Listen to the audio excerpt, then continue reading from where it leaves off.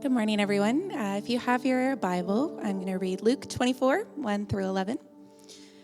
On the first day of the week, very early in the morning, the women took the spices they had prepared and went to the tomb. They found the stone rolled away from the tomb, but when they entered, they did not find the body of the Lord Jesus. While they were wondering about this, suddenly, two men in clothes that gleamed like lightning stood beside them. In their fright, the women bowed down with their faces to the ground. But the men said to them, "Why do you look for the living among the dead? He is not here. He has risen. Remember how he told you while he was still with you in Galilee? The Son of Man must be delivered over to the hands of sinners, be crucified, and on the third day be raised again." Then they remembered his words. When they came back from the tomb, they told all these things to the 11 and to all the others. It was Mary Magdalene, Joanna, Mary the mother of James, and the others with them who told this to the apostles. But they did not believe the women because their words seemed to them like nonsense.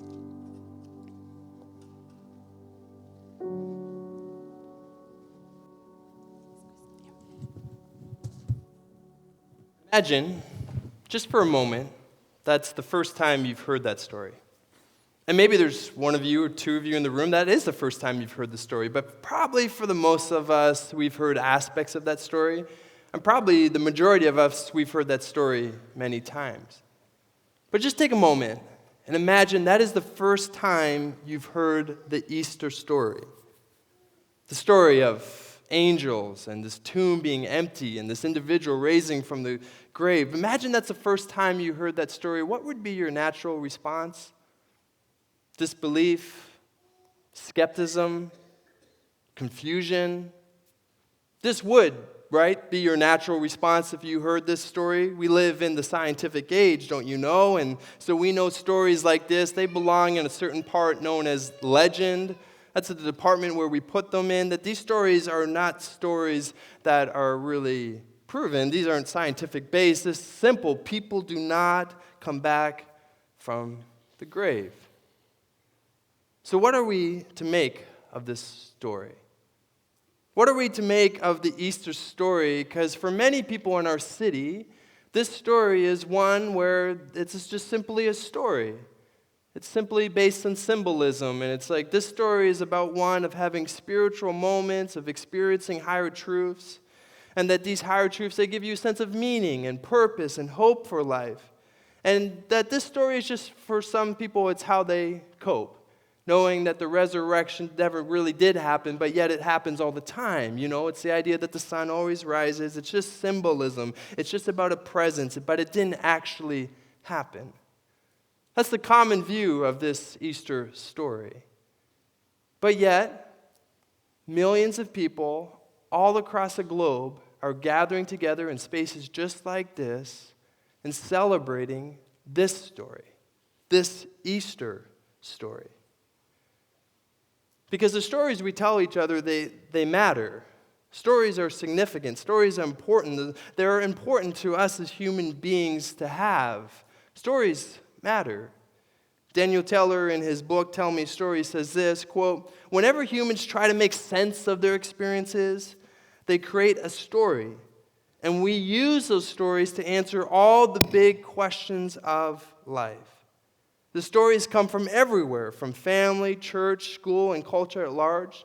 They so surround and inhabit us that we often don't recognize that they are stories at all, breathing them in and out as fish breathes water." See, storytelling is a fundamental part of being a human being. Stories is how we have communicated as human beings from the very beginning of the dawn of time. See, every single one of us, no matter our background or personality or our spiritual journey, we all need stories to make sense of life. A story allows us to put meaning to our experiences. The story you tell is a story that you live in. And this story This story, whatever it would be, whatever the story is you're telling, it would be your source of hope. The story you tell is where you find your hope, and so we're all living by a story today, a narrative that defines our lives. The question is, what is the story you're living in?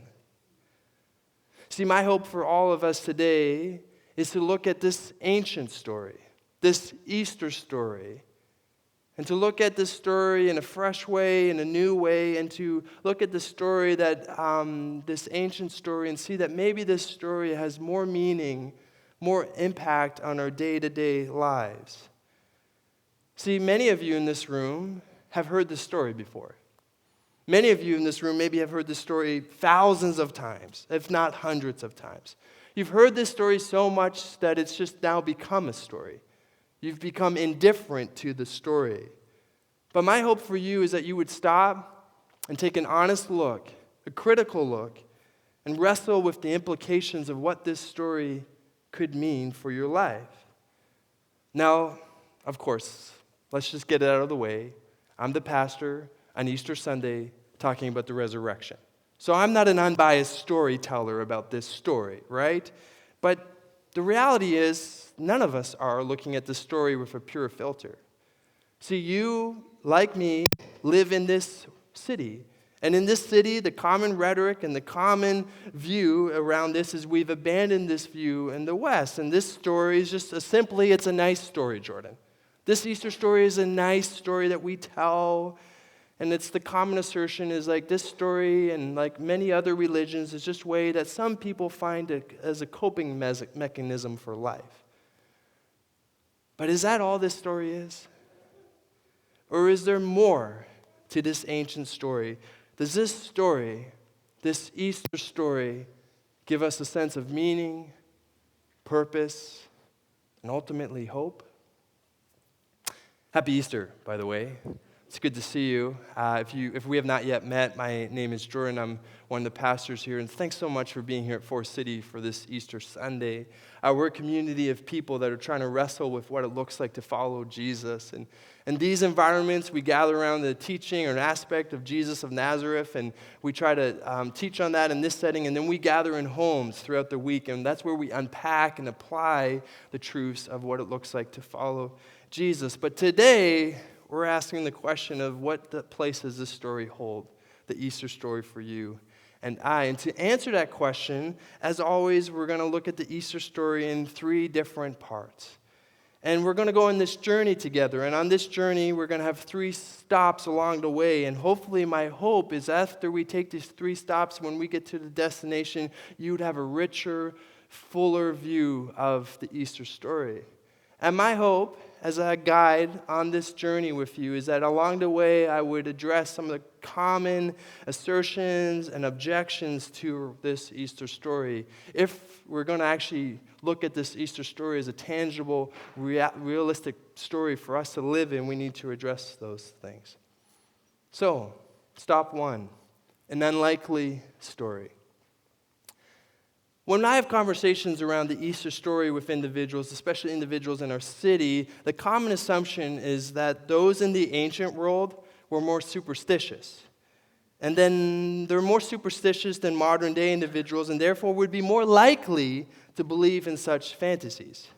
This idea is that we are more educated and developed today, therefore we are more rational.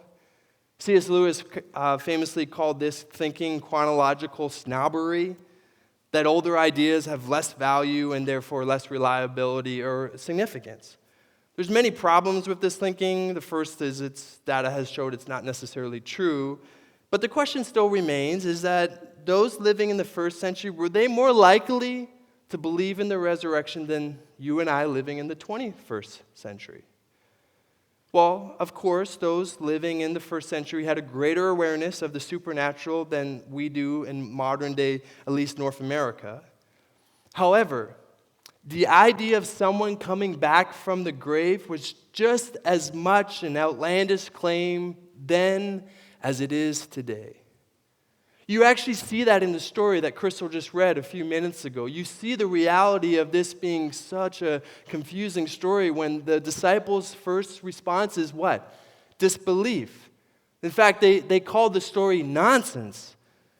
In fact, all the disciples, for all the biographers, seem to have not to any believing what the first account witnesses were telling them, that Jesus rose from the grave. By the way, if you were making a conspiracy story, these are the type of stories you probably would remove from the narrative, from the biography of Jesus' life, to kind of firm up your followers around that. Probably most famously, the individual that doubted the most was Thomas. His friends came up to him and he said, "Hey, Jesus rose from the grave." And Thomas said famously, "I will not believe this. I am full of doubt. I will not believe till I see Jesus with my own eyes and touch him with my own hands." About a week later, that was the reality. But Thomas, unfortunately, then throughout history got dubbed as Doubting Thomas.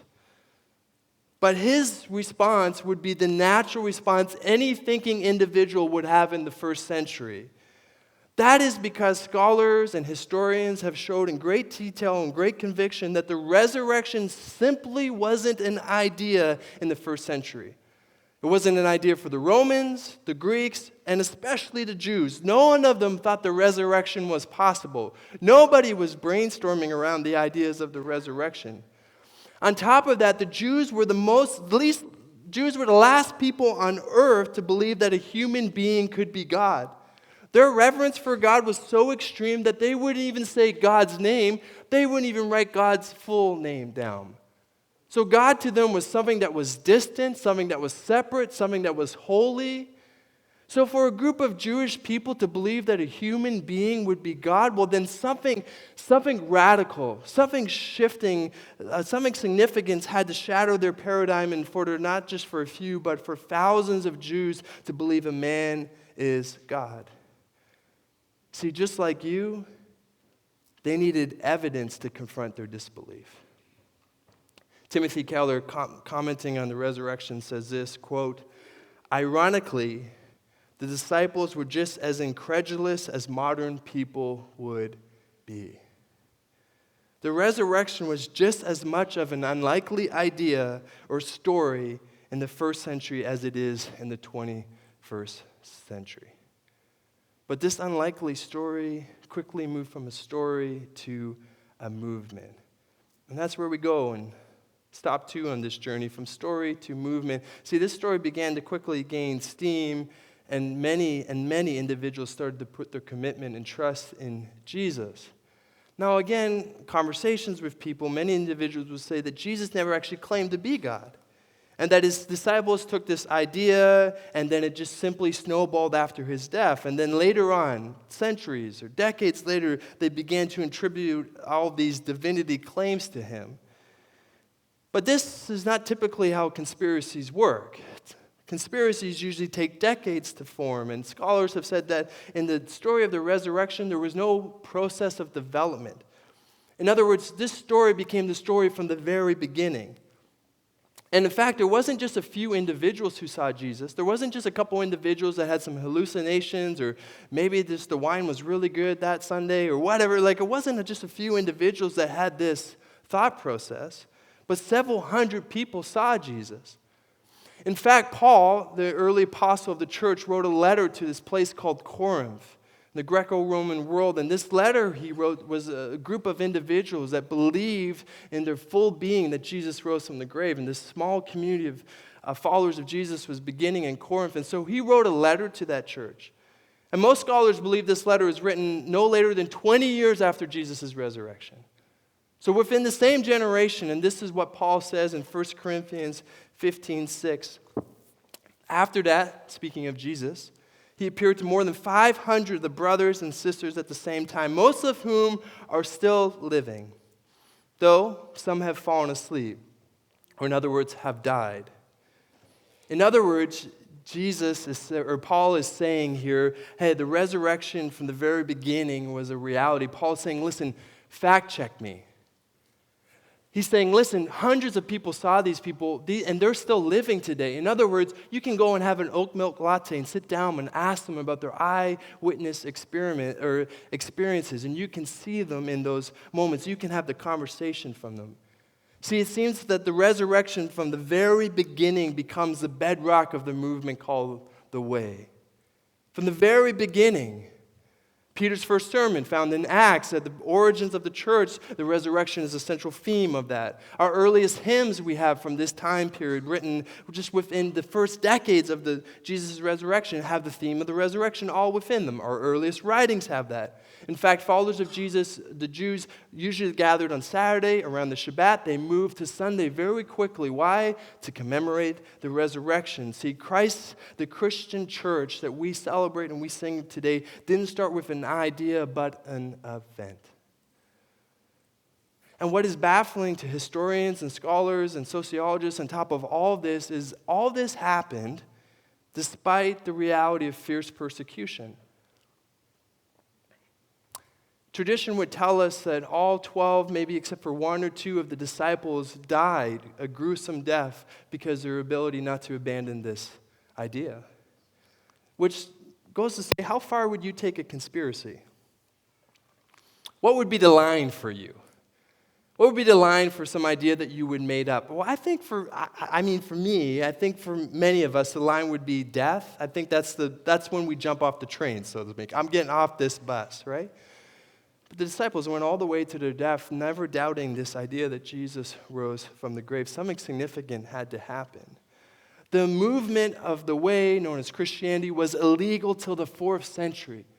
That means the thousands of people that were putting their faith and trust in Jesus were doing that at great personal cost. It means abandonment from their family, probably loss of employment, general persecution, and sometimes even death. Why would they do such a thing? Why would thousands of people do such a thing?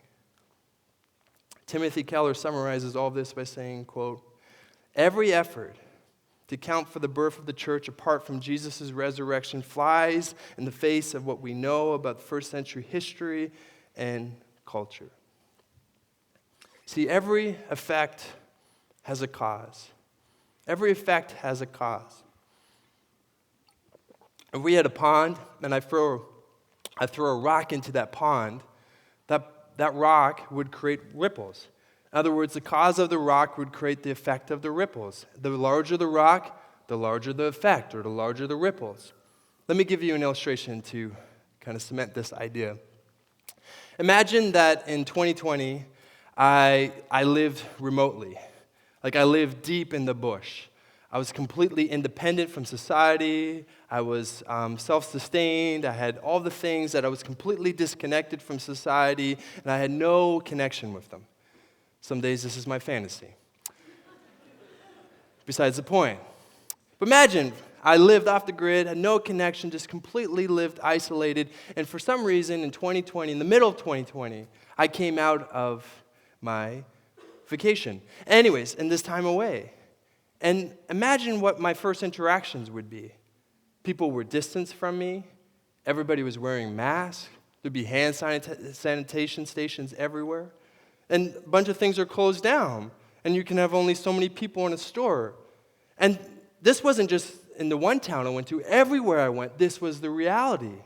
That everything seemed to be different. That I would then assume that there had to be a significant cause to create this widespread effect of happening. Right? I would assume that there had to be something significant happen for such a wide effect to happen throughout everywhere I went. And that we do know is COVID-19. COVID-19 was a significant cause because the ripples, the effect of COVID-19, we're still feeling them today. It will affect this generation significantly. But imagine I came out of my isolation and did the Canucks go to the playoffs the year before? Some of you, probably most of us don't know. Some of you, if you're a real fan, you might know, but did the Canucks go to playoffs in 2019? See, that cause didn't have huge effect. It still happened, but the cause wasn't significant to have huge effect with that. The larger the rock, the larger the cause, the greater the ripples, the greater the effect, right? And so the movement of Christianity had a significant effect. The movement of Christianity had a significant effect on the Greco-Roman world. The ripples were significant. The effect was significant. So such a world-changing effect would have necessitated a phenomenal cause. Why did the movement gain so much steam when everything just seemed to be against it? Why did it take off in the first place? The best evidence is that it did actually happen. Why did the church get going? Because the resurrection happened. Timothy Keller is a pastor and writer in New York City. He's a mentor from afar. And he tells the story when he was diagnosed with thyroid cancer roughly 15 years ago. And although he fully recuperated from that, he talks about when you have a cancer diagnosis, you live in what he calls the shadow of cancer. Cancer is a traumatic experience. Such a traumatic experience that it affects you in ways that you start asking some of the deeper, more existential questions of life, like what is the meaning of life? He tells the story after while he was in recovery, after his diagnosis and treatment, he was in recovery. And this season of recovery, he had one entire month where he had nowhere to go and nothing to do. He says this was the first time in 30 years that he could remember that he had nothing to do and nowhere to go. And so in this 1 month period, he decided to sit down and read N.T. Wright's book, The Resurrection and the Son of God. If you're not familiar with this book is a seminal work on the subject. It's probably the most detailed, researched book on the topic of the resurrection, probably the most important book in the last century, if not in history. But he sat down in that month and he read all 890 pages, including the footnotes. And when he closed that book at the end of that month, this was his reflection. Of course, I had believed in the resurrection before. I had staked my life and my career on it. And of course, I had the life, death, and resurrection of Jesus constantly at the front of my imagination. But what surprised me was the way this marshaling of evidence took my faith up a few notches. Before I believed, but now, even more, I believed. See, all of the evidence shows us that this story is not just simply a story of legend or fantasy, but a historical reality. And if that is the case, that this story actually happened, then it creates massive implications for you and I and our lives that we live today in the 21st century. And what are those implications? Well, that brings us to our final stop, a story of hope. So why does this story, the Easter story, bring us hope? Well, there's many reasons, but two come to the forefront. The first really is it's a way to see the world. This story gives us a picture of how we are to see the world. Let me give you a thought experiment one author communicated that I think is helpful. Imagine you have two women of the same age, the same socioeconomic status, the same temperament and education level. And you hire these two women to do a job in an assembly line of taking one piece and connecting it to another. And you ask them to do this for 8 hours a day. Their job conditions are similar. You give them the same amount of breaks, the exact same job, same amount of lighting, same coworkers. Everything is the same except for one factor. At the beginning of their employment, you tell the first woman that you will pay them $30,000 at the end of the year. And at the second woman, you tell them that you will pay them $30 million at the end of the year. After a week or two, the first lady will look to the second woman and say, "This work is so tedious. This is driving me insane." Which the other woman will respond, "I find this work perfectly acceptable. In fact, I find myself whistling throughout the day." Two women living the exact same circumstances but experiencing them radically different. Why? Because of their expectation of the future. Because their expectation of the future. See, what you think about the future has massive implications for how you live in the present. What you think about the future has massive implications of what you think about the present, because we as human beings, we are future-oriented individuals. We can't help but be hope-based creatures. It's in our very DNA. And so we live in the stories we tell ourselves. We live in them. So what story are you living in? Because what story you live in is how you frame, it's how you see the world. C.R. Snyder, an individual that's given his life work to the topic of hope, says that hope isn't an emotion, it's a way of thinking. It's a cognitive process. N.T. Wright says this: hope is what you get when you suddenly realize that a different worldview is possible. Oh, a worldview in which the rich, the powerful, and the unscrupulous do not, after all, have the last word.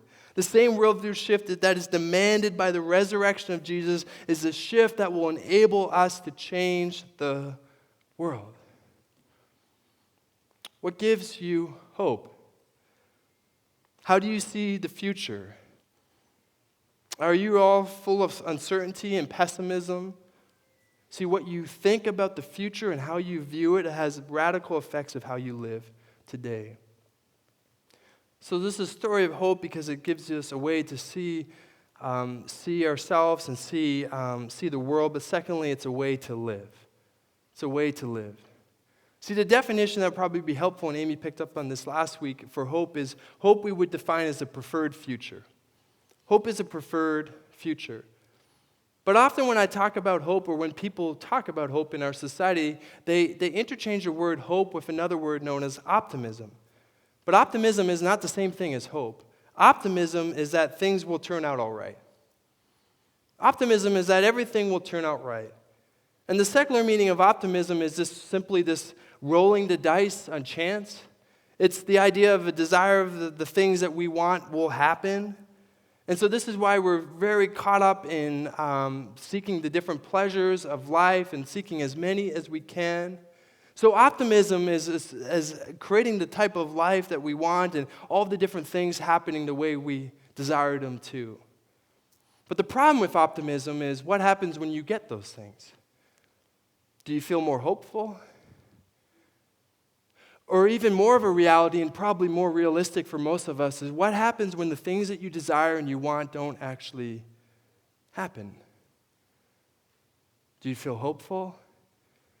See, the Christian idea of hope is radically different than optimism. See, the Christian idea of hope is not based in our circumstances. The Christian idea of hope is about looking to a future that's not based in the reality. And so this hope is based in the reality of the resurrection.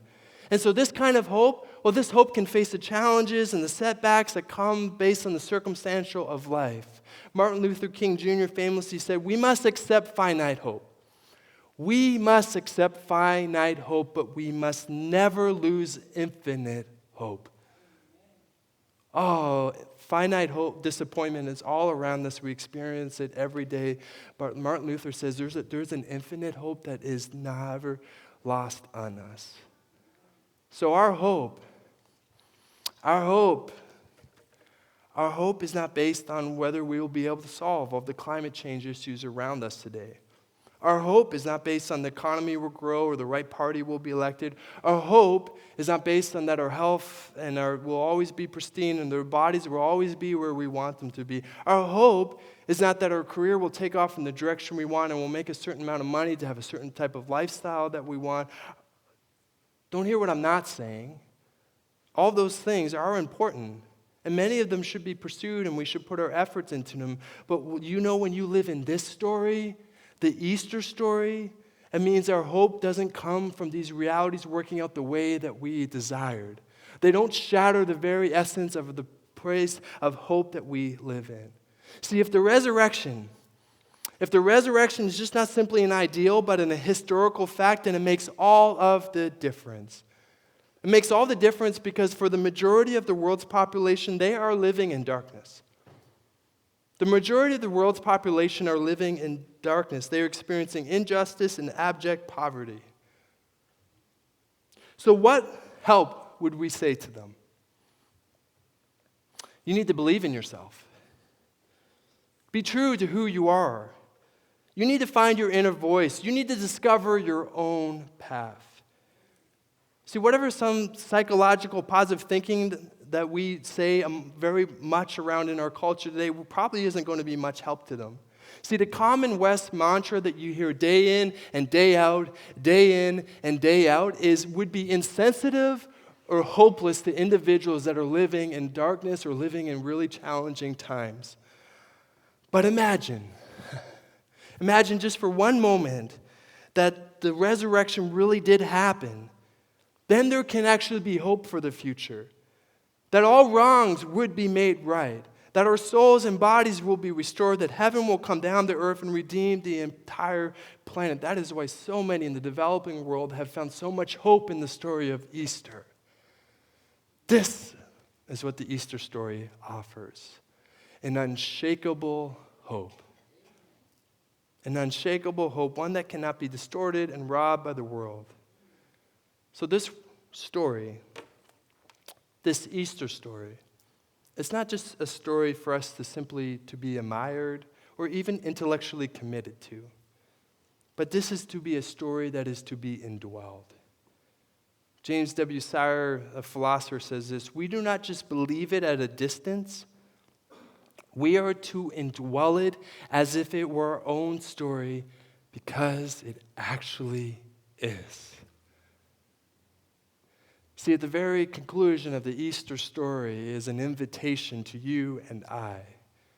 See, stories is what frames the way we see the world. Stories are what we live in. Stories are what gives us meaning and purpose and ultimately hope. And so there's an invitation to live in this Easter story, and following Jesus will not mean that your life will be perfect and rid of all the hardships. But following Jesus will mean that there's a hope built into it, an unshakable hope that this world cannot steal or rob from you. That the Easter story is an invitation to find something to find a hope that is full of meaning and purpose, a hope that is robust and more fuller than sentimental, anecdotal statements that we say to one another. A hope that's found in the reality of the resurrection. I'm inviting the band to come back, and as they do, I just want to speak to probably the common thought in the room. See, as I'm speaking, I imagine many of you are thinking to yourself, but Jordan, what about... And Jordan, do you know this? And Jordan, this is my reality. But Jordan, this is what my week's been like. Or Jordan, you fill in the blank. And I just want to let you know, I still worry. I still fret. I still lose sleep sometimes. I still get stressed out about the silly, smallest things. But I want to tell you that whenever I fix my eyes on Jesus and live in this story, I can't help but be filled with hope. That's why we planted this church, by the way. In September of this past year, we planted Forest City Church because of hope, nothing else. Because we think what Metro Vancouver desperately needs is not simply more services or even more churches, but they need something that's way more tangible, and that's about a hope that is everlasting, hope that they're deeply needing and longing for, hope that they can't find in the regular answers of today. See, one of the defining marks of the early church, what separated the early church from the rest of society that was completely radical and countercultural, was that they were filled with hope.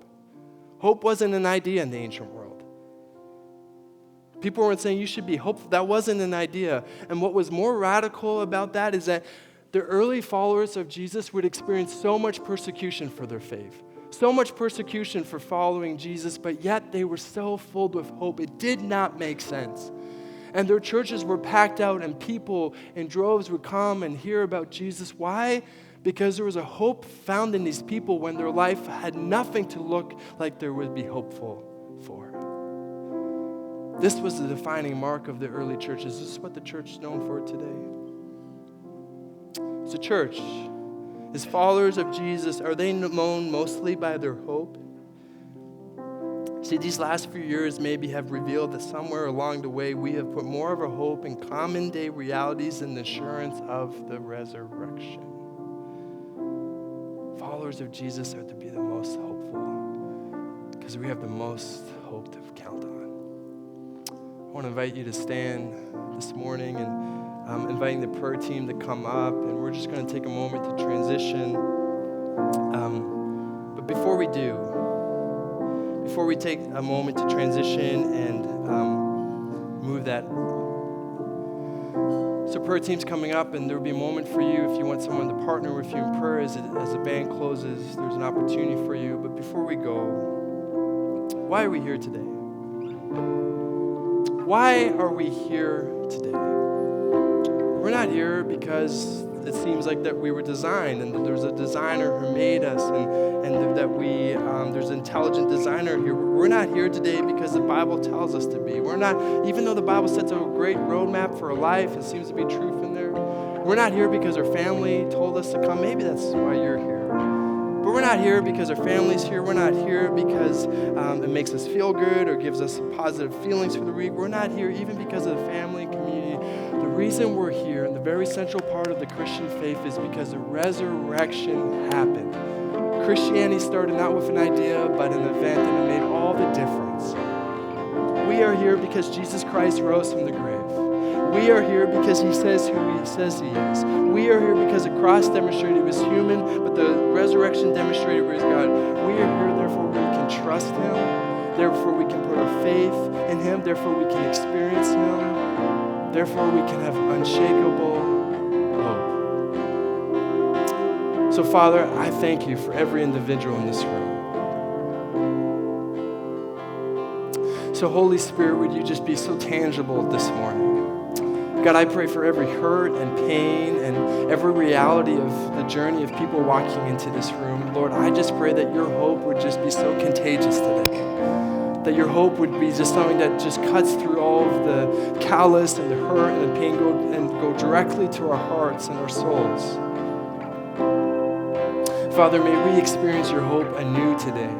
May this story just not simply be a story that we share at Easter time that we become indifferent to, but may this story have radical implications for how we live. So Lord, I just pray a sense of hope, where the atmosphere of hope grow in this place. I pray for the individual that's lost hope along the way, or the individual that's left hope or has never put their hope in Jesus. I just pray today would be a starting point for them. That this story is a story that they can indwell and that they can live in. That this story is the one that gives them purpose and meaning and ultimately hope. So Father, may we be a people of hope. Holy Spirit, would you be more tangible today, that we could experience you in real ways and tangible ways. May your hope just be so present for each and every one of us. We ask all this in your beautiful name.